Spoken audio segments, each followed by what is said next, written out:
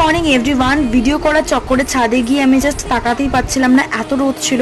তো ব্রেকফাস্টে চাউমিন খেয়ে মেজোমাসির সাথে বেরিয়ে গেছি। আর এই যে মেজোমাসি আমাদের আজকের বার্থডে গার্ল, আজকে এনারই বার্থডে। বাজারে গেছিলাম মাংস কিনতে, মিওয়া মোড়ে থেকে কেক কিনলাম, একটা 5 রকম মিষ্টি কিনলাম। আজকে এক সেকেন্ডও বাইরে দাঁড়ানো যাচ্ছিল না, সবকিছু কিনে যেই বাড়িতে ঢুকলাম তখনই ঝমঝমিয়ে নেমে গেল বৃষ্টি। আজকে লাঞ্চে মেজোমাসিকে সুন্দর করে খেতে দেওয়া হয়েছিল বাসন্তী পোলাও, কষা মাংস, চাটনি, পায়েস, 5 রকম ভাজা, আমার বানানো কাপ কেক, আমার বানানো চকলেট, কোল্ড ড্রিঙ্কস সব কিছু দিয়ে।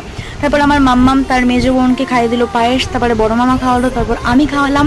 সব সেলিব্রেশন হচ্ছে মামাদের কারখানাতে, তার কারণ ওখানে স্পেসটা অনেকটাই বড়। আর প্রথম কেক কাটার পর প্রথম টুকরোটা আমাকে দিয়েছে, তার কারণ আমার দিদিমা মানে আমার দিম্মা মারা যাওয়ার পর আমার মা, আমার মামা মাসি সবাই আমাকে দিম্মার আসনে বসে গেছে, সেই কারণে আমাকে মা মনে করে আগে দিয়েছে।